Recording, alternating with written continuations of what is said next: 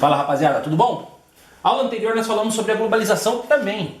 Agora nós vamos falar sobre a globalização cultural, comunicação e vamos falar um pouco das transformações que ocorreram ao longo desse processo nos anos de 1980 e 1990, né? A globalização consiste em um processo onde ocorre a aproximação de diferentes nações do mundo, né? Isso daí faz o quê? Uma junção cultural, correto?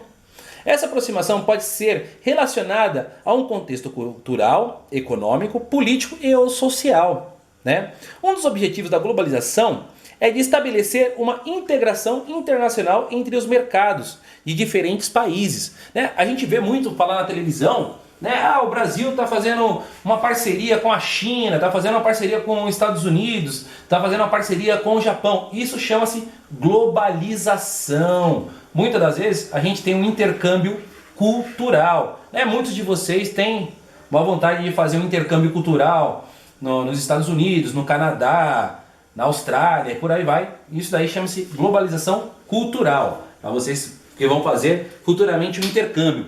Um dos objetivos dessa globalização é de estabelecer uma integração internacional entre os mercados de diferentes países, né? De acordo com o FMI, o Fundo Monetário Internacional, a globalização está dividida entre 4 aspectos básicos, né? O comércio, a transição financeira, movimentos de capital e de investimentos, migração e movimento de pessoas e disseminação do conhecimento, que é aquilo que a gente estava falando para quem for fazer futuramente um intercâmbio cultural, correto? A aproximação entre diferentes países do mundo possibilita a aculturação dessas nações, né? Você faz um intercâmbio, você troca cultura com outros países. A aculturação consiste em um processo de mudanças ocorridas em uma sociedade por meio do contato com culturas diferentes da sua, né? Ainda mais nós, um país miscigenado, que temos uma pluralidade cultural muito grande, né? O Brasil, a gente sabe, um país que tinha seus nativos, né? Depois foram chamados de índios, né? Veio os negros escravizados africanos, que trouxe uma cultura maravilhosa, belíssima, né? E depois os europeus. Aí futuramente os europeus, os asiáticos vieram para o nosso país, né? Então vamos lá, a aculturação consiste em um processo de mudanças ocorridas em uma sociedade por meio do contato com culturas de diferentes, né, lugares, diferentes da sua. Trata-se de um fenômeno de interação social, né? O que quer dizer isso, professor? Interação social. Quando você está interagindo com outras culturas, com outras pessoas, com outros linguajares, né? Nosso Brasil, como é muito extenso, muito grande, a gente também tem essa globalização cultural dentro do nosso próprio país, né? A gente, muitas das vezes, a gente vê aquela cultura nordestina, a cultura sulista, né? A cultura centro-oeste, a cultura do norte do Brasil, que é totalmente diferente. Dentro do próprio estado de São Paulo, a gente vê, né, essa diferença cultural muito grande. Então a culturalização também pode constituir na mistura de 2 ou mais culturas que juntas acabam por formar uma cultura nova. Brasil! Isso aconteceu no Brasil. O Brasil é um exemplo de sociedade onde ocorre a aculturação, pois foi formada através de diversas culturas, a cultura indígena, europeia, especialmente, né, a portuguesa e a africana.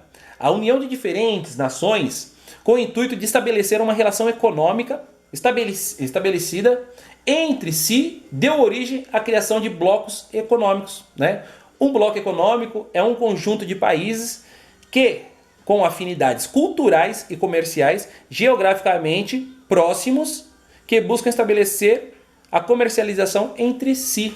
Nós temos aqui no continente nosso, né, vários blocos econômicos, e o que a gente mais conhece é o Mercosul, que nós participamos do Mercosul. Correto?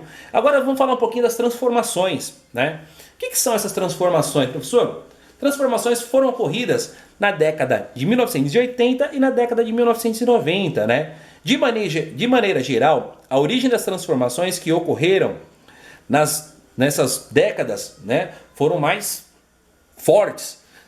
Professor, mas na aula anterior você falou na transformação da década de 50 e 60. Sim.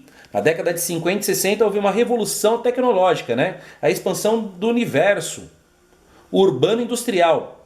né, o enfraquecimento do Estado-nação e relações econômicas globalizadas, que já faziam parte das mudanças históricas daqueles anos, né?